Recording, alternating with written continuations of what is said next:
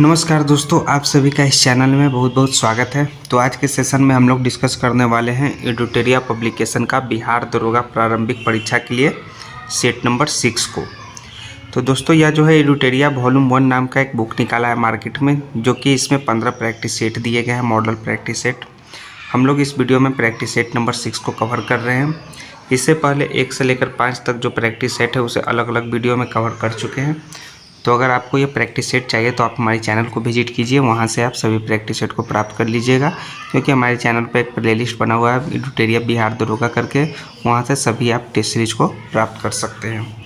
तो यह जो टेस्ट सीरीज है, हर एक प्रैक्टिस सेट में आपको 100 प्रश्न पूछे जाएंगे, जिसमें आपको 200 नंबर का यह एग्ज़ाम होगा। यानी हर एक प्रश्न आपका 2 नंबर के पूछे जाएंगे और समय का अवधि आपका 2 घंटा है। यह जो सारा मॉडल प्रैक्टिस सेट है वो पूर्णतः परीक्षा पद्धति पर आधारित है। परीक्षा पद्धति पर यह बेस्ड है सारा 15 मॉडल प्रैक्टिस सेट। तो चलिए 6ठा नंबर का मॉडल प्रैक्टिस सेट हम लोग स्टार्ट करते हैं दरोगा प्रीलिम्स के लिए, जो 2025 में होने वाली है। तो जैसा कि बताया, यह 2 घंटा का होने वाला है एग्ज़ाम और 200 मार्क्स और 100 क्वेश्चन प्रीलिम्स में पूछे जाएंगे। तो चलिए मॉडल सेट नंबर 6 स्टार्ट करते हैं। तो 6 का पहला प्रश्न क्या है, निम्न में इसमें किसमें जो है पुनर्विवाह वर्जित है, बताइए किसमें पुनर्विवाह वर्जित है। इनमें से मनुस्मृति या अर्थशास्त्री या जातक या याज्ञवल्क्य, इन चारों में आपको बताना है कि इस किसमें एक में जो है पुनर्विवाह वर्जित है। तो फटाफट दोस्तों कमेंट में आंसर दीजिए। तो इसका जो राइट आंसर होगा वो होगा मनुस्मृति, जिसमें कि पुनर्विवाह वर्जित है। सो ऑप्शन नंबर इसका ये राइट आंसर हो जाएगा दोस्तों। अब इसका पुनर्विवाह वर्जित है वो कैसे पता चलेगा, क्योंकि मनुस्मृति के 38वें खंड में यह उल्लेख किया हुआ है कि वैसा व्यक्ति जिसकी पत्नी की मृत्यु हो गई हो वह पुनर्विवाह कर सकता है, परंतु वैसी स्त्री जिसका पति का मृत्यु हो गई हो वह पुनर्विवाह नहीं कर सकती है। यह मनुस्मृति के 38वें खंड में उल्लेखित है ऐसा बात। तो चलिए 1 इसका करेक्ट आंसर हो जाएगा, 1 का ए। दूसरा है कि निम्न में किस शासक को वर्ण व्यवस्था का संरक्षक माना जाता है। तो वर्ण व्यवस्था का संरक्षक जो है गौतमीपुत्र सतकर्णी को माना जाता है। सो ऑप्शन नंबर डी इसका करेक्ट आंसर हो जाएगा। और गौतमीपुत्र सतकर्णी जो है सातवाहन वंश का शासक था। कौन सा? सातवाहन वंश का। ये इससे रिलेटेड जो फैक्ट्स है वो जान लीजिए आप। और गौतमीपुत्र सतकर्णी ने 4 वर्ण वाली व्यवस्था को पुनः स्थापित करते हुए उसे संरक्षण दिया था। कितने? 4 वर्णों वाली व्यवस्था को। सो ऑप्शन डी इसका राइट आंसर हो जाएगा, गौतमीपुत्र सतकर्णी। नीचे दिए गए विकल्पों में कौन जो है अष्टांग योग का भाग नहीं है। तो आपको जैसा कि मालूम होगा अष्टांग योग कौन कौन होते हैं। अष्टांग योग बनने के 8 अंग होते हैं, ठीक। 8 अंग में आपका होता है यम होता है, नियम होता है, आसन होता है, प्राणायाम होता है, प्रत्याहार होता है, धारणा होता है, ध्यान होता है और लास्ट में आपका क्या होता है, वो होता है समाधि होता है। तो ये सभी 8 अंग हैं। तो इस अष्टांग योग का कौन सा भाग नहीं है? ध्यान तो है दोस्तों, धारणा भी है और प्रत्याहार भी है, लेकिन अनुस्मृति नहीं है 8 में। सो ऑप्शन नंबर सी इसका करेक्ट आंसर होगा। चौथा है कि टोपड़ा तथा मेरठ से 2 अशोक स्तंभ लेख को दिल्ली लाने वाला शासक कौन था। टोपड़ा तथा मेरठ से जो अशोक स्तंभ लेख लाया था दिल्ली, वो था फिरोज शाह तुगलक दोस्तों। सो ऑप्शन नंबर इसका भी करेक्ट आंसर हो जाएगा दोस्तों। तो टोपड़ा स्तंभ को कहाँ स्थापित किया गया? वो किया गया फिरोजाबाद के मस्जिद के निकट, और मेरठ वाले स्तंभ को दिल्ली में एक स्थान पर स्थापित किया गया था। सो ऑप्शन नंबर बी इसका करेक्ट आंसर होगा। 5वां नंबर प्रश्न है कि मुगल काल के निम्नलिखित युद्धों को जो है कालानुक्रम अनुसार व्यवस्थित करना है। जो मुगल काल में जो युद्ध हुआ था कालानुक्रम में व्यवस्थित करना है। तो ये जो घाघरा का युद्ध हुआ था वो कब हुआ था दोस्तों? फटाफट कमेंट में आंसर दीजिए। ये हुआ था 1529 ईस्वी में। उसके बाद आपका खानवा का युद्ध कब हुआ था? ये 1527 ईस्वी में हुआ था। और ये चौसा का युद्ध हुआ था 1539 ईस्वी में। और ये सामूगढ़ का युद्ध हुआ था 1658 ईस्वी में। तो कालानुक्रम से व्यवस्थित करना है तो पहला होगा 1527 यानी कि 2। उसके बाद घाघरा का युद्ध हो जाएगा 1529, उसके बाद 1। उसके बाद आपका चौसा का युद्ध हो जाएगा 1539। उसके बाद सामूगढ़ का युद्ध हो जाएगा आपका 1658। तो 2, 1, 3, 4 ऑप्शन किस में दिया हुआ है? वो दिया हुआ है आपका ऑप्शन नंबर 3 में 2, 1, 3, 4। सो ऑप्शन नंबर सी इसका 5वां का करेक्ट आंसर होगा। 6ठा है कि सर जामी प्रथा का संबंध किससे है। सर जामी प्रथा का संबंध मराठा के भू राजस्व से है दोस्तों। सो ऑप्शन नंबर ए इसका करेक्ट आंसर हो जाएगा। मराठा शासनकाल में जो है सरजामी प्रथा जो है प्रथा का संबंध भू राजस्व प्रशासन से संबंधित था और इसी काल में जो है मराठा जागीरदारों को सरजामी भूमि उनके निर्वहन के लिए प्रदान की जाती थी। तो मराठा भू राजस्व इसका राइट आंसर हो गया ए। सातवां है कि भारत के साथ व्यापार के लिए सर्वप्रथम संयुक्त पूंजी कंपनी किसके द्वारा प्रारंभ की गई थी? वो प्रारंभ किया गया था डचों के द्वारा यानी कि ऑप्शन नंबर ए इसका करेक्ट आंसर हो जाएगा दोस्तों। भारत के साथ व्यापार के लिए सर्वप्रथम संयुक्त पूंजी कंपनी जो है 1599 में लंदन में स्थापित किया गया था। यह कंपनी किसके द्वारा? डचों के द्वारा प्रारंभ की गई थी। इसके बाद 1602 ईस्वी में जो है डच संसद द्वारा पारित प्रस्ताव से एक संयुक्त डच इंडिया कंपनी की स्थापना हुआ। कब? 1602 ईस्वी में। तो चलिए डच के द्वारा ऑप्शन नंबर ए इसका राइट आंसर कर देते हैं ए। आठवां है कि किस आंदोलन से पूर्व गांधी जी ने कहा था कि मैंने रोटी मांगी थी बदले में मुझे पत्थर मिला? यह कथन किस आंदोलन में कहा गया है गांधी जी के द्वारा? बताइए। यह कथन कहा गया है सविनय अवज्ञा आंदोलन में कि मैंने रोटी मांगी थी और बदले में मुझे पत्थर मिला। ये किसके कारण कहा गया था बताइए कथन? ये जो कथन कहा गया था महात्मा गांधी जो है सविनय अवज्ञा आंदोलन के समय जो है अपनी जो है 11 सूत्री जो मांगे किए थे वायसराय इरविन द्वारा उसको नज़रअंदाज किए जाने पर यह कहा था कि मैंने रोटी मांगी थी और बदले में मुझे पत्थर मिला। सो ऑप्शन ए इसका सविनय अवज्ञा आंदोलन करेक्ट आंसर होगा। नौवां है कि मुजफ्फरपुर बस कांड में किस क्रांतिकारी को फांसी की सज़ा दी गई थी? तो फांसी की सज़ा जो है खुदीराम बोस जी को दी गई थी मुजफ्फरपुर बम कांड में। सो ऑप्शन नंबर बी इसका करेक्ट आंसर हो जाएगा दोस्तों। अब जो बम कांड हुआ था मुजफ्फरपुर में वो किन पे बम कांड हुआ था? वो मुजफ्फरपुर में किंग्सफोर्ड की हत्या के प्रयास में फोर्ड की बग्घी पर खुदीराम बोस व प्रफुल्ल चाकी ने बम फेंका था जिसमें कैनेडी की पत्नी और पुत्री मारी गई थी और उनको फांसी कब दी गई थी दोस्तों? 11 अगस्त 1908 को खुदीराम बोस को उत्कारण हेतु फांसी दिया गया था। क्या? 11 अगस्त 1908 ईस्वी, यह याद रखिएगा। खुदीराम बोस जी को फांसी दिया गया। सो ऑप्शन बी इसका राइट आंसर है खुदीराम बोस। मलिक अंबार का संबंध किस भारतीय राज्य से था? फटाफट कमेंट में आंसर दीजिए। मलिक अंबार का संबंध उनका संबंध था अहमदनगर से दोस्तों। सो ऑप्शन नंबर डी इसका करेक्ट आंसर होगा। मलिक अंबर जो था अहमदनगर का क्या था? वजीर था। क्या? वजीर था, यह याद रखिएगा। सो ऑप्शन डी इसका राइट आंसर होगा अहमदनगर। 11 नंबर प्रश्न है कि किस वर्ष दादा भाई नौरोजी हाउस ऑफ कॉमन्स के सदस्य के रूप में निर्वाचित हुए थे? हाउस ऑफ कॉमन्स के सदस्य के रूप में उस वर्ष का नाम है 1892। तो 1892 यानी ऑप्शन नंबर इसका बी करेक्ट आंसर हो जाएगा। और जो है हाउस ऑफ कॉमन्स के सदस्य के रूप में निर्वाचित होने वाले एशिया के प्रथम व्यक्ति बने थे दोस्तों दादा भाई नौरोजी। निम्न में कौन जो है कन्नड़ साहित्य के त्रिरत्न में शामिल नहीं है? तो पंप, पोन और रत्न जो है 10वीं शताब्दी में कन्नड़ साहित्य के 3 रत्न के रूप में विख्यात है, पंप, पोन और रन। लेकिन जो ये कंबन जो है त्रिरत्न में शामिल नहीं है। सो ऑप्शन नंबर डी इसका करेक्ट आंसर होगा। यह जो है किस साहित्य में शामिल है दोस्तों? यह जो है तमिल साहित्य से इसका संबंध है, कन्नड़ से नहीं तमिल से संबंध है कंबन का। सो ऑप्शन डी इसका राइट आंसर हो जाएगा 12 का। 13 है कि नेशनल हेराल्ड जिसे अंग्रेजी में निकलता है उस पत्रिका का संपादन किसने किया था? इसका संपादन किया था JL नेहरू ने यानी जवाहरलाल नेहरू।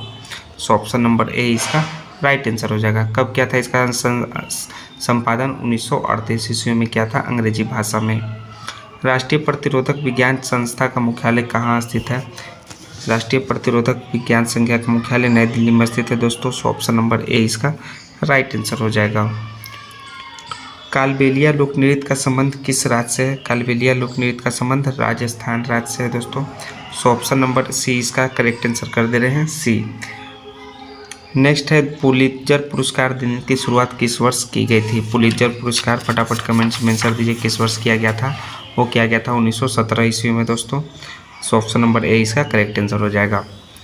यह पुरस्कार जो है कोलंबिया के विश्वविद्यालय द्वारा प्रदान किया जाता है, यह जान लीजिए पुलित्जर पुरस्कार। 17 है कि आधुनिक कंप्यूटर की खोज सर्वप्रथम किस वर्ष किया गया था? इसका खोज सर्वप्रथम 1946 में किया गया। सो ऑप्शन नंबर बी इसका राइट आंसर हो जाएगा। आर्थिक समृद्धि में शामिल किया जा सकता है, समृद्धि में आर्थिक समृद्धि में क्या शामिल किया जा सकता है? राष्ट्रीय आय, सकल घरेलू प्रति व्यक्ति आय परिवर्तन या पूंजी स्तर में सुधार। तय किया जा सकता है राष्ट्रीय आय को, सकल घरेलू उत्पाद को, प्रति व्यक्ति आय परिवर्तन को, तीनों को, केवल 1, 2, 3। सो ऑप्शन नंबर बी में देखिए दिया हुआ है, बी इसका राइट आंसर होगा। कौन सी पंचवर्षीय योजना जो है मानव संसाधन के विकास पर केंद्रित थी? उस पंचवर्षीय योजना का नाम है 8वीं पंचवर्षीय योजना। सो ऑप्शन नंबर इसका सी करेक्ट आंसर होगा। 20 है कि भारत में सीमांत कृषि भूमि जोत का आकार है, उसका आकार है दोस्तों 1 हेक्टेयर से भी कम सीमांत कृषि भूमि जोत का आकार। सो ऑप्शन नंबर ए इसका करेक्ट आंसर हो जाएगा।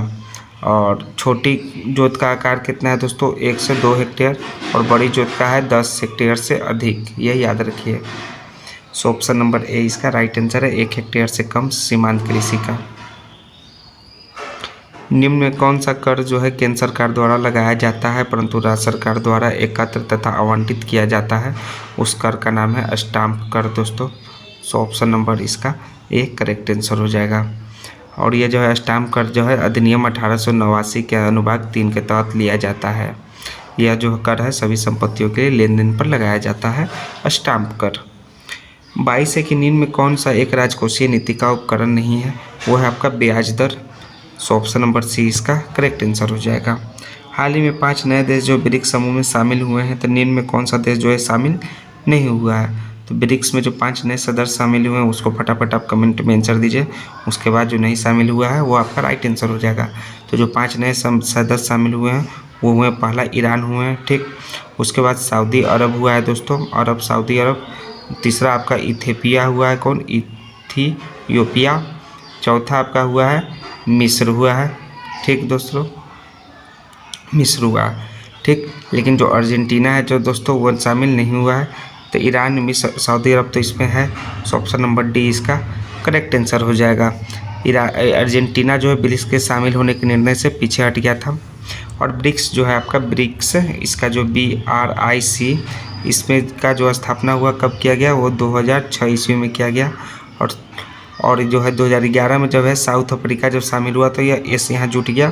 और कब जुटा था साउथ अफ्रीका? ये 2011 ईस्वी में जुटा था। और स्थापना ब्रिक्स का 2006 में हुआ था।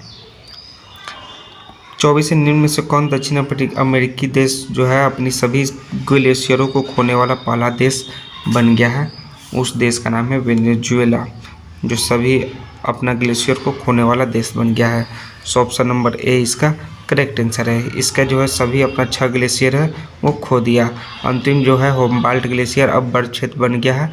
वर्ष 2011 तक इसके सभी 5 ग्लेशियर पहले ही समाप्त हो चुका था, 11 से पहले तक। अभ्यास पिच ब्लैक 2024 का आयोजन कहाँ किया गया है? अभ्यास पिच ब्लैक का आयोजन जो है ऑस्ट्रेलिया में किया गया है। सो ऑप्शन नंबर इसका ए राइट आंसर हो जाएगा। यह जो है एक बहुराष्ट्रीय वायुसैनिक अभ्यास है और इसका आयोजन 12 जुलाई से 2 अगस्त 2024 तक किया गया था, ठीक। कब? 12 जुलाई से लेकर आपका 2 अगस्त तक 2024 तक। विश्व जनसंख्या दिवस किस तिथि को मनाया जाता है? यह मनाया जाता है 11 जुलाई को विश्व जनसंख्या दिवस। 5 जून को जो है पर्यावरण दिवस, विश्व पर्यावरण दिवस मनाया जाता है, ये याद रखिएगा। सो ऑप्शन नंबर ए इसका जनसंख्या दिवस 11 जुलाई करेक्ट आंसर होगा। 2024 में जो है विश्व जनसंख्या दिवस का थीम क्या था दोस्तों? फटाफट कमेंट में आंसर देके बताइए। इसका थीम बताना है आपको कि किसी को पीछे न छोड़े, सबकी गिनती करे, यही आपका थीम था, याद रखिएगा। भारत के पहले ग्राफीन केंद्र India innovation centre for graphene ICG की स्थापना किस राज्य में किया गया? इसका स्थापना किया गया केरल राज्य में। सो ऑप्शन नंबर इसका सी करेक्ट आंसर होगा, केरल। 2024 में राष्ट्रपति द्रौपदी मुर्मू द्वारा किसे लोकपाल का नया अध्यक्ष चुना गया था? वो चुना गया था अजय मणिकराव खानविलकर जी को नए अध्यक्ष चुना गया लोकपाल का। सो ऑप्शन नंबर बी इसका करेक्ट आंसर हो जाएगा। प्रथम लोकपाल अध्यक्ष कौन थे? वो थे पिनाकी चंद्र घोष थे। ये थे आपके फर्स्ट लोकपाल अध्यक्ष थे। कब तक थे दोस्तों? ये थे 2019 से लेकर 22 तक, ठीक, 19 से लेकर 22 तक थे। 18वीं भारत वन स्थिति रिपोर्ट 2023 के अनुसार भारत के कितने प्रतिशत क्षेत्र में वन एवं वृक्षावरण है? वो है आपका 25.17% में जो है वन एवं वृक्षावरण है। सो ऑप्शन नंबर इसका बी करेक्ट आंसर हो जाएगा। 30 है कि केंद्रीय बजट 2024-25 में बिहार में व्यापक विकास परियोजना हेतु कितने करोड़ रुपए के विशेष पैकेज का प्रावधान किया गया है? वो है 58,900 करोड़ रुपए का विशेष पैकेज का प्रावधान किया गया है। याद रखिए 58,900 करोड़। ऑप्शन नंबर 20 का करेक्ट आंसर हो जाएगा, जिसमें आपका 26,000 करोड़ रुपए जो है सड़क संपर्क परियोजना के लिए दिया गया है और 11,500 करोड़ रुपये बाढ़ नियंत्रण उपाय के लिए दिया गया है। हाल ही में भारत ने स्वदेशी रूप से डिजाइन और विकसित हल्के टैंक जोरावर का अनावरण किया। उसे किस संस्थान द्वारा विकसित किया गया है? किसे जोरावर को? तो इसे विकसित किया गया है DRDO के द्वारा दोस्तों, और इसे जो है वर्ष 2027 तक जो है भारतीय सेना में शामिल किए जाने की उम्मीद है। कब तक? 2027 तक। So option number B DRDO right answer हो जाएगा 31 का। 32 है कि हाल में कौन सा शहर जो भारत का पहला यूनेस्को साहित्य शहर बन गया है?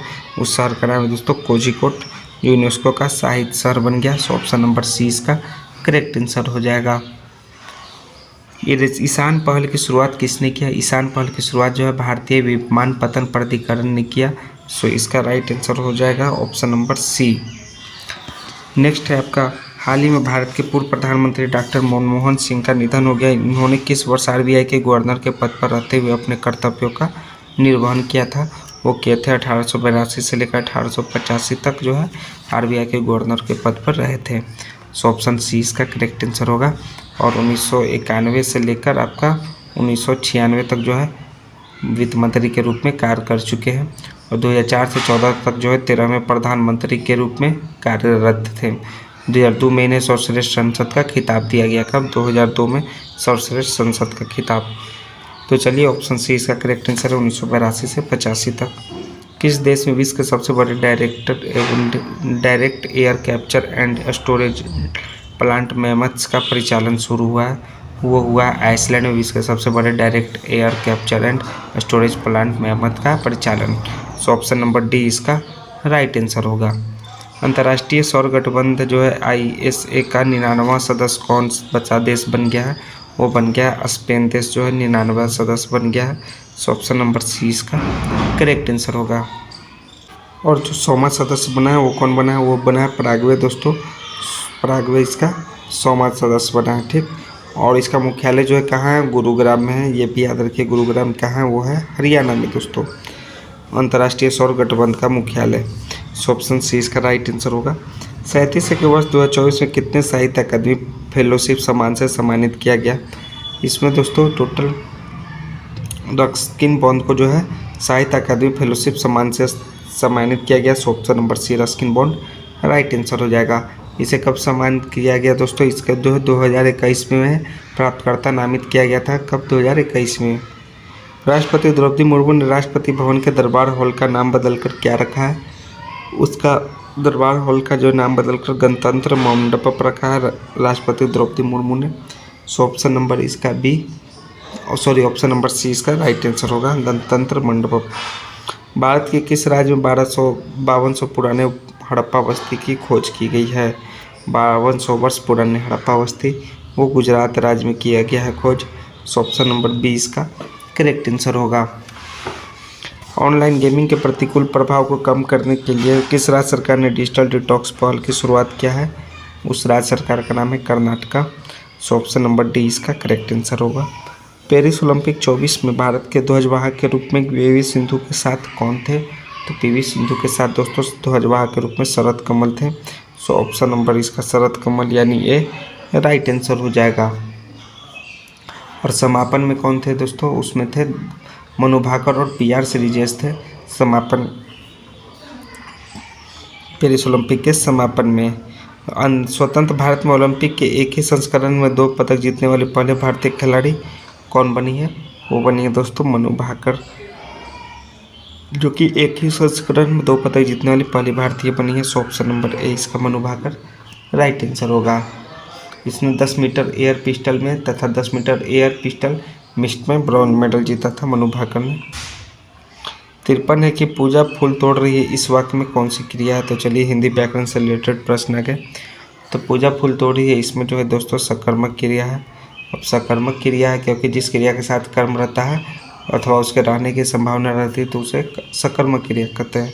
सो ऑप्शन नंबर बी इसका राइट आंसर हो जाएगा। निम्न में कौन सा घोड़ा का पर्यायवाची शब्द नहीं है?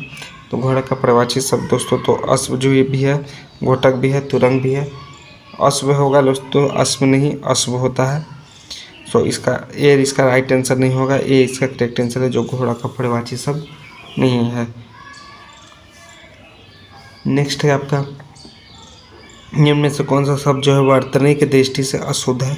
तो वर्तनी की दृष्टि से जो अशुद्ध शब्द है उसका नाम है आषाढ़। आषाढ़ इसका गलत तरीके से लिखा हुआ है, ऑप्शन नंबर ए इसका करेक्ट आंसर है। आषाढ़ जो है इस प्रकार से लिखा है दोस्तों, सो वर्तनी के रूप में अशुद्ध है। हे राम तुम कहाँ हो वाक्य में कौन सा कारक है?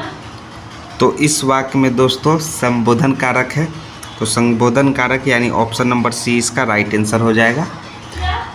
संबोधक कारक वाक्य में जब किसी संज्ञा को पुकारा जाए अथवा संबोधित किया जाए उसे संबोधक कारक कहते हैं। तो चलिए 46 का सी इसका राइट आंसर है। 47 से निम्न में कौन कर्मधारय समास का उदाहरण है? तो कर्मधारय समास का उदाहरण इसमें से दोस्तों वो श्वेत पत्र है। कौन सा? श्वेत पत्र। तो कर्मधारय समास किसको कहते हैं?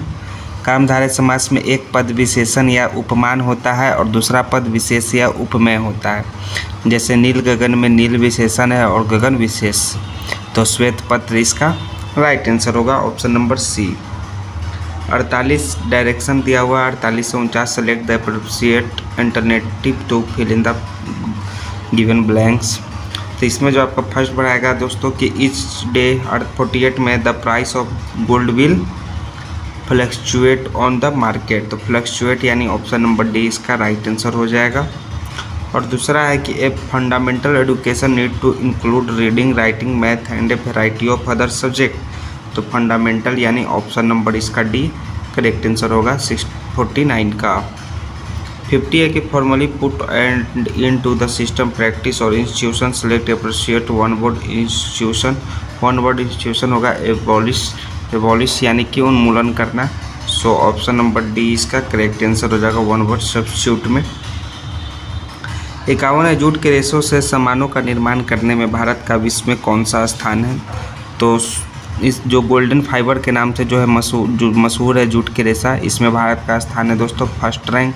तो पहला यानी ऑप्शन नंबर ए इसका करेक्ट आंसर हो जाएगा। और भारतीय जूट निगम का स्थापना किया गया था 1971 ईस्वी में, ये आप जान लीजिए।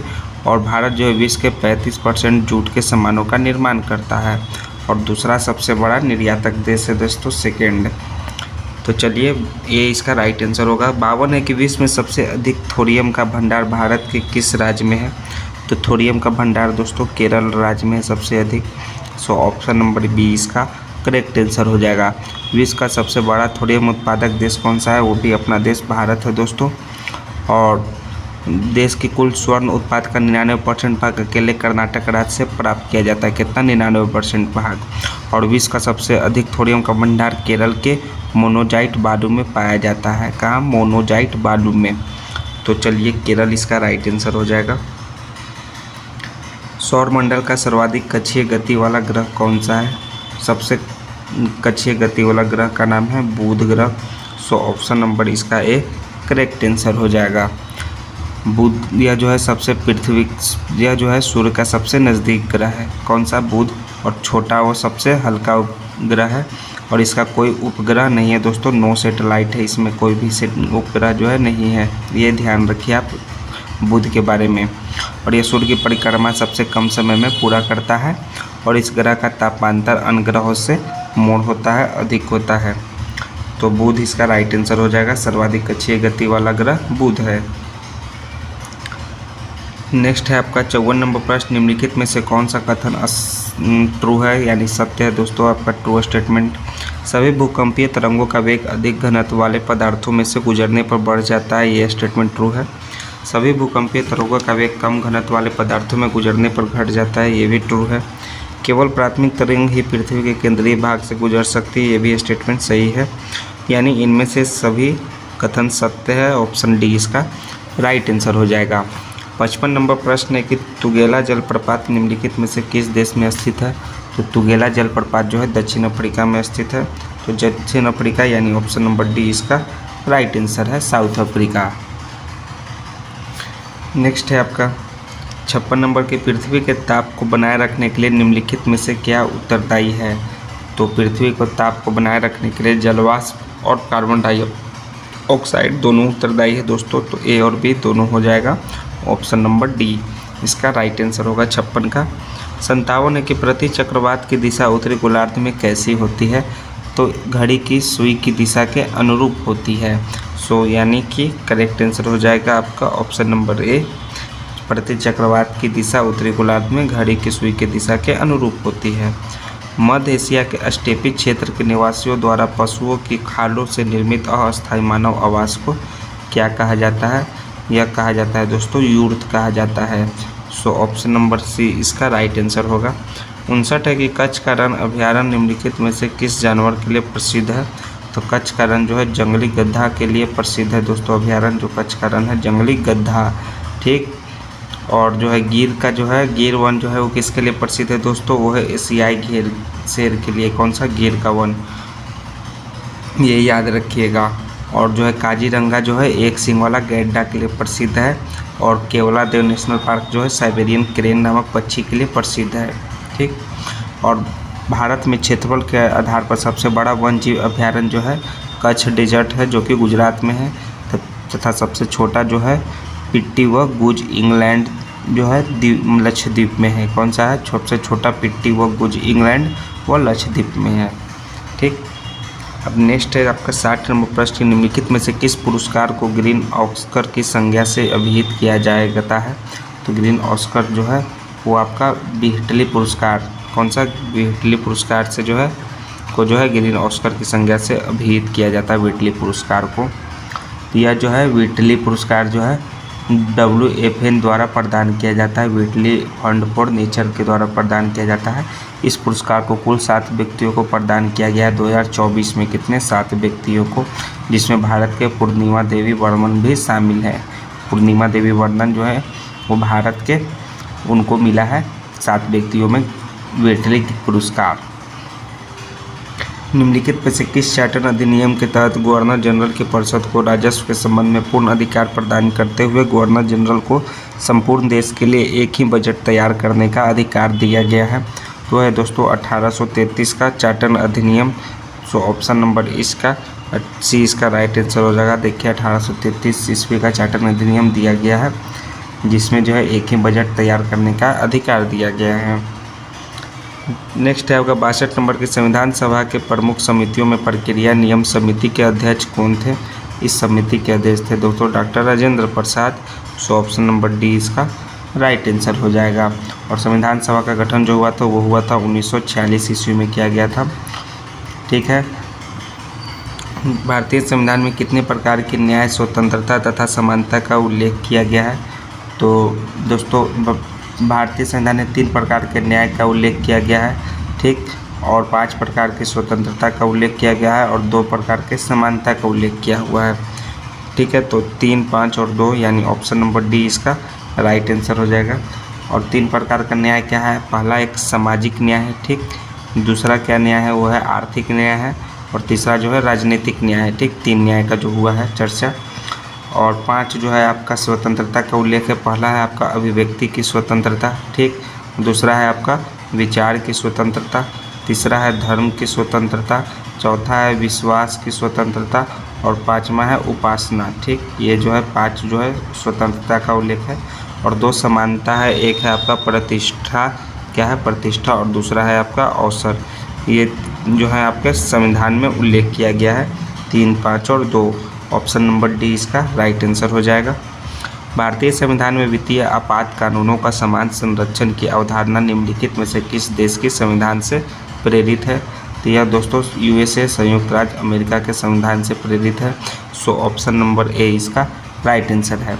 और भी जो संविधान जो है अमेरिका से लिया गया है कौन सा, वो है संविधान की प्रस्तावना, मौलिक अधिकार, न्यायिक पुनरावलोकन, संविधान की सर्वोच्चता, न्यायपालिका की स्वतंत्रता, निर्वाचित राष्ट्रपति एवं उस पर महाभियोग, उच्चतम एवं उच्च न्यायालय के न्यायाधीशों को हटाने की विधि। और 8वां जो है वित्तीय आपात कानूनों को समान संरक्षण की अवधारणा जो है वो USA के कानून से लिया गया है। सो ऑप्शन नंबर ए इसका संयुक्त राज्य अमेरिका राइट आंसर हो जाएगा। संविधान की किस अनुसूची में जो है अनुसूचित क्षेत्रों और अनुसूचित जनजाति के प्रशासन और नियंत्रण के बारे में उल्लेख है? तो यह दोस्तों 5वीं अनुसूची में उल्लेख है। 5वीं अनुसूची यानी ऑप्शन नंबर बी इसका करेक्ट आंसर हो जाएगा। भारतीय संविधान के किस अनुच्छेद में प्राथमिक स्तर पर मातृभाषा में शिक्षा देने का उल्लेख है? तो वह अनुच्छेद 350 के क में दोस्तों यह प्राथमिक स्तर पर मातृभाषा में शिक्षा देने का उल्लेख है। सो ऑप्शन नंबर इसका 350 का क ये इसका करेक्ट आंसर हो जाएगा। अनुच्छेद 351 में क्या है दोस्तों? हिंदी को प्रोत्साहन देना उल्लेख है। 351 में हिंदी को प्रोत्साहन देना। और अनुच्छेद 21 में जो है राज्य 6 से 14 वर्ष तक के आयु वाले सभी बच्चों के लिए निःशुल्क और अनिवार्य शिक्षा का देने का उल्लेख है। कितना? 6 से लेकर 14 वर्ष तक के बच्चे को, ठीक। और अनुच्छेद 45 जो है कि सभी बच्चे को 6 वर्ष की आयु पूरी करने तक प्रारंभिक बाल अवस्था देखभाल और शिक्षा प्रदान करना है। यह अनुच्छेद 45 के अंतर्गत है। तो ये सभी जो है आपके बता दिए और इनसे रिलेटेड फैक्ट्स तो जान लीजिए। 350 का क इसका राइट आंसर हो जाएगा। 351 जो है अनुच्छेद हिंदी को प्रोत्साहन देना है। 67 नंबर है कि सर्वोच्च न्यायालय में मुख्य न्यायाधीश सहित कुल न्यायाधीशों की संख्या कितनी है? इसमें जो है आपके कुल न्यायाधीशों की संख्या है मुख्य न्यायाधीश सहित 34 सर्वोच्च न्यायालय में। 33 अन्य न्यायाधीश होते हैं दोस्तों और एक जो होते हैं मुख्य न्यायाधीश होते हैं। अर्थात वर्तमान में जो मुख्य न्यायाधीश सहित कुल न्यायाधीशों की संख्या है वो टोटल 34 है। सो ऑप्शन नंबर डी इसका राइट आंसर हो जाएगा। विधानसभा के संबंध में निम्नलिखित में से कौन सा कथन ट्रू है, वो सत्य है, वो आपको बताना है इन चारों में से। तो पहला है कि विधानसभा में निर्वाचित होने के लिए न्यूनतम आयु सीमा 25 वर्ष है। यह स्टेटमेंट ट्रू है। और जो है आपका दूसरा है कि साधारणतः विधानसभा अध्यक्ष सदन में मतदान नहीं करता है, किंतु यदि सदन में मत बराबरी में बढ़ जाए तो वह निर्णायक मत देता है। ये दोनों आपका स्टेटमेंट ट्रू है विधानसभा के संबंध में। बाकी तीसरा फॉल्स है। सो ऑप्शन नंबर ए इसका राइट आंसर हो जाएगा, केवल 1 तथा 2। नेक्स्ट है अंतर्राज्यीय परिषद का प्रथम बैठक निम्नलिखित में से किस प्रधानमंत्री की अध्यक्षता में किया गया था? यह किया गया था विश्वनाथ प्रताप सिंह जी की अध्यक्षता में अंतर्राज्यीय परिषद की प्रथम बैठक। सो ऑप्शन नंबर इसका बी करेक्ट आंसर हो जाएगा। नेक्स्ट है आपका 69 नंबर के बाद 70 नंबर प्रश्न। 70 नंबर में है कि निम्नलिखित में से किस संविधान संशोधन अधिनियम द्वारा राष्ट्रीय न्यायिक नियुक्ति आयोग की स्थापना किया गया था? यह 99वां संविधान संशोधन के द्वारा किया गया था जो कि 2014 ईस्वी में हुआ था। यानी ऑप्शन नंबर इसका सी करेक्ट आंसर हो जाएगा। और 96वां संविधान संशोधन अधिनियम 2011 है। इस संशोधन में जो 96वां संशोधन है इसमें दोस्तों लिखा हुआ है कि संविधान की 8वीं अनुसूची में उड़िया के स्थान पर ओड़िया लिखा जाए। क्या लिखा जाए? उड़िया के स्थान पे ओड़िया, ठीक। और जो 98वां संविधान संशोधन है इसमें 2012 में हुआ था। इसमें अनुच्छेद 371 जिसमें शामिल किया गया है। इसका उद्देश्य कर्नाटक के राज्यपाल को हैदराबाद कर्नाटक क्षेत्र के विकास हेतु कदम उठाने के लिए सशक्त करना, ठीक है। तो 99वां संविधान संशोधन इसका राइट आंसर होगा। 71 है कि सौर विकिरण मापक उपकरण को क्या कहा जाता है? इसे कहा जाता है एंटीनोमीटर। सो एंटीनोमीटर यानी ऑप्शन नंबर इसका एक करेक्ट आंसर हो जाएगा। नेक्स्ट है आपका 72 नंबर प्रश्न कि एक तीक्ष्ण वृत्ताकार पथ पर तीव्र गति से जाता हुआ 4 पहियों वाला वाहन के संबंध में निम्नलिखित में से कौन सा कथन सत्य नहीं है? तो बाहरी पहियों का उल्टेगा और अंदर की तरफ फिसलेगा जो है आपका सत्य नहीं है। बाकी ये दोनों सत्य है।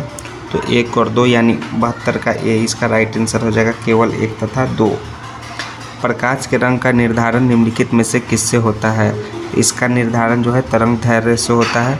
तो तरंग दैर्घ्य यानी ऑप्शन नंबर सी इसका करेक्ट आंसर हो जाएगा। जब हवा का तापमान बढ़ता है तो जलवाष्प ग्रहण करने की क्षमता पर क्या प्रभाव पड़ता है? तो जलवाष्प ग्रहण करने की क्षमता जो है बढ़ जाता है, इंक्रीज हो जाता है। सो इसका ऑप्शन नंबर बी इसका करेक्ट आंसर हो जाएगा। 75 है किसी विद्यालय में 2 बल्ब लगे हैं, उनमें से एक दूसरे से अधिक प्रकाश देता है। तो इस संबंध में निम्नलिखित में से कौन सा कथन सत्य है? कि कम प्रकाश वाले बल्ब में जो है रेसिस्टेंस अधिक है इस कारण। सो ऑप्शन नंबर बी इसका करेक्ट आंसर हो जाएगा। नेक्स्ट है 76 की अति लघु रेडियो तरंगों के आविष्कार में निम्न में से किस वैज्ञानिक का योगदान सबसे महत्वपूर्ण रहा है? वो सबसे महत्वपूर्ण रहा है जगदीश चंद्र बोस का। सो ऑप्शन नंबर डी इसका करेक्ट आंसर होगा। 77 है कि दूरदृष्टि दोष वाले व्यक्ति के संबंध में निम्नलिखित में से कौन सा कथन सत्य नहीं है? यह है कि इस दोष को ठीक करने के लिए अवतल लेंस का उपयोग किया जाता है। यह सत्य नहीं है दोस्तों, अवतल लेंस का उपयोग नहीं किया जाता है। इसके लिए जो है उत्तल लेंस का उपयोग किया जाता है। सो ऑप्शन नंबर ए इसका करेक्ट आंसर हो जाएगा 77 का। 78 नंबर प्रश्न है कि परमाणु जिसमें प्रोटॉन की संख्या समान परंतु न्यूट्रॉनों की संख्या भिन्न भिन्न रहती है क्या कहलाते हैं? यह कहलाते हैं समस्थानिक। समस्थानिक कहलाते हैं, यानी ऑप्शन नंबर ए इसका करेक्ट आंसर होगा। क्यूप्राइट निम्नलिखित में से किस धातु तत्व का अयस्क है? क्यूप्राइट जो है कॉपर का अयस्क है दोस्तों। Cu2O जो है क्यूप्राइट है जो कॉपर का अयस्क है। सो ऑप्शन नंबर सी इसका करेक्ट आंसर हो जाएगा। 80 है कि नीचे दिए गए कूट का प्रयोग करके सूची 1 को सूची 2 से सुमेलित करना है। तो सूची 1 में जो है आपका औद्योगिक प्रक्रम और किस उद्योग से संबंधित है ये दिया हुआ है। तो भंजन जो है पेट्रोलियम से संबंधित है, सो क्यू हो जाएगा। प्रगलन जो है ताम्र से संबंधित है, सो आर हो जाएगा इसका। और हाइड्रोजनीकरण जो है खाद्य वसा से संबंधित है, सो एस हो जाएगा। और वल्कीकरण जो है रबर से संबंधित है, तो पी हो जाएगा। तो Q R S P option number B में देखिए दिया हुआ है। सो ऑप्शन बी इसका करेक्ट आंसर होगा 80 का। 81 कठोर जल का प्रयोग निम्नलिखित में से किसके लिए नहीं किया जाता है? तो कठोर जल का प्रयोग जो है ना ही पीने के लिए, ना ही साबुन से कपड़े धोने के लिए, ना ही फसल की सिंचाई के लिए किया जाता है। तो यानी इनमें से सभी इसका करेक्ट आंसर हो जाएगा ऑप्शन नंबर डी। नेक्स्ट है कीटबच्चे पौधे जिस मृदा में उगते हैं उसमें किस तत्व की कमी होती है? तो उसमें जो है दोस्तों नाइट्रोजन की कमी होती है जिसमें कीटबच्चे पौधे उगते हैं। तो नाइट्रोजन, यानी ऑप्शन नंबर सी इसका करेक्ट आंसर हो जाएगा। 83 के एथिलीन का प्रयोग या उपयोग निम्नलिखित में से कहाँ नहीं किया जाता है? तो एथिलीन का प्रयोग जो है आपका कार्बाइड लैंपों में प्रदीपक के रूप में नहीं किया जाता है एथिलीन का प्रयोग। तो इसका जो राइट आंसर हो जाएगा आपका ऑप्शन नंबर डी हो जाएगा। 84 बुलेट प्रूफ वस्त्र बनाने में निम्नलिखित में से किसका उपयोग किया जाता है? बुलेट प्रूफ वस्त्र बनाने में दोस्तों पॉलीएमाइड का प्रयोग किया जाता है। तो पॉलीएमाइड यानी ऑप्शन नंबर इसका भी करेक्ट आंसर हो जाएगा। पॉलीएमाइड जो है दोस्तों एक बहुलक है जो पॉलीपेराफिलिन और टेरोफ्लोमाइड के प्रयोग से बनता है। ठीक, यह एक सिंथेटिक फाइबर है और इसका ब्रांड नाम केवलर है। क्या नाम है ब्रांड नाम? केवलर है। ठीक, तो पॉलीएमाइड इसका करेक्ट आंसर हो जाएगा ऑप्शन नंबर बी। जेली बनाने हेतु निम्नलिखित में से कौन सा फल सर्वाधिक उपयुक्त होता है? जेली के लिए दोस्तों अमरूद जो है फल वो सर्वाधिक उपयुक्त होता है। अमरूद यानी ऑप्शन नंबर बी इसका करेक्ट आंसर है। पपीते में पाइपर नामक तत्व पाया जाता है जो जेलेटिन को सेट नहीं होने देता है, अतः जेली बनाने हेतु सर्वश्रेष्ठ फल पपीता नहीं है, अमरूद होगा। सो ऑप्शन बी इसका करेक्ट आंसर होगा। निम्नलिखित में से कौन सा कथन सही नहीं है? तो जिसमें जो सभी इकाइनोडर्म जो है सजीव प्रजनक होते हैं, यह कथन सही नहीं है दोस्तों। वो सही भी सजीव प्रजनक नहीं होते हैं।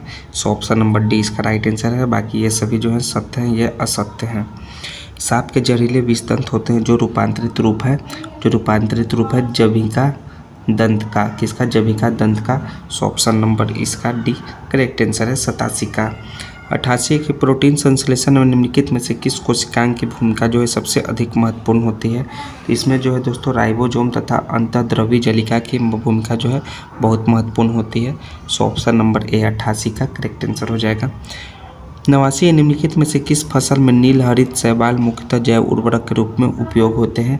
वो धान में होते हैं। किसमें? धान में जो नील हरित शैवाल जो है जैव उर्वरक के रूप में प्रयोग होते हैं। सो ऑप्शन नंबर डी इसका करेक्ट आंसर है। 90 के दांतों पर जमी परतें निम्नलिखित में से किसकी बनी होती है? तो फटाफट दोस्तों कमेंट में आंसर दीजिए। वो किसकी जमी होती है? वो जमी होती है भोजन के कण, थूक, मुख अम्ल और बैक्टीरिया से। सो ऑप्शन नंबर इसका डी करेक्ट आंसर हो जाएगा आपका 90 नंबर प्रश्न का।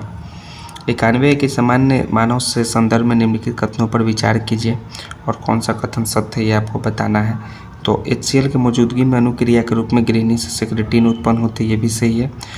वक्षीय अम्लों की मौजूदगी में अनुक्रिया के रूप में क्षुद्रांश से एंटरोगेस्ट्रॉन उत्पन्न होता है, ये भी ट्रू है। सो 1 और 2 दोनों सत्य है दोस्तों। सो ऑप्शन नंबर इसका सी करेक्ट आंसर हो जाएगा। कथन 1 और 2 दोनों सही है। मानव शरीर में तंत्रिका तंत्र की गड़बड़ियाँ निम्नलिखित में से किस विटामिन की कमी से होती है? वो होती है विटामिन B12 की कमी से। सो ऑप्शन नंबर डी इसका राइट आंसर हो जाएगा। 93 के निम्नलिखित में से कौन सा लक्षण जो है हृदय घात यानी हार्ट अटैक से संबंधित है? 3 में से जो है पसीना एवं जीभ मलचना, सीने में दर्द, बाह में दर्द एवं झंझनाहट, ये तीनों जो है हृदय घात लक्षण से संबंधित है। इनमें से सभी डी इसका करेक्ट आंसर होगा। 94 एस्ट्रोजन नामक हार्मोन निम्नलिखित में से किसके द्वारा स्रावित होता है? ये होता है पुटिका के द्वारा दोस्तों। किसके द्वारा? पुटिका के द्वारा। सो ऑप्शन नंबर ए इसका करेक्ट आंसर हो जाएगा आपका 94 का। 95 नंबर प्रश्न में देखते हैं क्या है कि कोशिका के उस प्रकार की पहचान करें जो लंबी और शाखित है। तो कोशिका का नाम है तंत्रिका कोशिका जो लंबी और शाखित है। सो ऑप्शन नंबर ए इसका करेक्ट आंसर होगा। 96 नंबर प्रश्न देखिए मैथ से रिलेटेड है। तो 96 से लेकर आपको पूरे 100 प्रश्न जो है आपके टोटल 5 क्वेश्चन जो मैथ से रिलेटेड है आपको खुद से वीडियो को पॉज करके मैथ को सॉल्व करना होगा। हम सिर्फ आंसर बता देंगे। वह बड़ी से बड़ी संख्या ज्ञात करो जिसको 1050, 1250 और 1650 में भाग देने पर क्रमशः इतना इतना इतना शेष बचे। तो उस बड़ी संख्या का नाम जिन दोस्तों का 53 आएगा उनका राइट आंसर हो जाएगा। सो ऑप्शन नंबर बी में देखिए 53 दिया हुआ है, करेक्ट आंसर बी हो जाएगा। एक कटोरे में 4 लाल 3 हरे 2 नीले और 5 काले मार्बल हैं। यदि 3 मार्बल बेतरतीब ढंग से निकाले जाते हैं तो उनमें से कम एक लाल मार्बल होने की कितनी प्रोबेबिलिटी है, संभावना है? तो जिन भी दोस्तों का 61/91 आएगा संभावना प्रोबेबिलिटी एक लाल मार्बल होने का, उनका करेक्ट आंसर हो जाएगा। तो आप सॉल्व कीजिए और 61/91 लाइए किस प्रकार आता है। सो ऑप्शन नंबर ए 97 का करेक्ट आंसर है। 98 के स्प्रिट तथा पानी के 20 लीटर मिश्रण में 10% पानी है। कितना पानी और मिला दिया जाए कि मिश्रण में 25% पानी हो जाए? तो जिन भी दोस्तों का जो है पानी 4 लीटर आएगा आंसर मिलाने का, उनका करेक्ट आंसर होगा। सो 4 लीटर ऑप्शन नंबर बी में दिया हुआ है, तो 4 लीटर करेक्ट आंसर हो जाएगा। 99 एक टंकी को नल के द्वारा 12 घंटों में तथा दूसरे नल के द्वारा 8 घंटों में भरा जा सकती है, तो उन्हें 2.5 घंटों तक खुला रखा जाता है। तो टंकी का भरा हुआ भाग है, तो टंकी का जो भरा हुआ भाग जिन भी दोस्तों का 25/48 आ रहा है उनका करेक्ट आंसर हो जाएगा। तो ऑप्शन डी में देखिए 25/48 दिया है, डी इसका करेक्ट आंसर है। सोमा है कि मनोज एक पुस्तक का 3/8 एक दिन में तथा 1/2 दूसरे दिन में पढ़ता है। यदि पुस्तक के 30 पृष्ठ पढ़े जाने शेष हो तो उस पुस्तक में कुल कितने पृष्ठ हैं? तो उस पुस्तक में दोस्तों कुल कितने पृष्ठ हैं आप सॉल्व कीजिए, बताइए कितने पृष्ठ हैं। जिन भी दोस्तों का 240 पृष्ठ आएगा उनका करेक्ट आंसर हो जाएगा ऑप्शन नंबर सी 240 पृष्ठ। तो देखिए हम लोग टोटल 100 प्रश्न जो है सेट नंबर 6 के कवर कर लिए। तो दोस्तों अगर आपको यह प्रैक्टिस सेट अच्छा लगा हो तो प्लीज़ दोस्तों चैनल को सब्सक्राइब कीजिए, दोस्तों के बीच शेयर कीजिए। हम लोग नेक्स्ट प्रैक्टिस सेट नंबर 7 लेकर मिलते हैं और नेक्स्ट वीडियो में। जय हिंद दोस्तों, थैंक्स दोस्तों।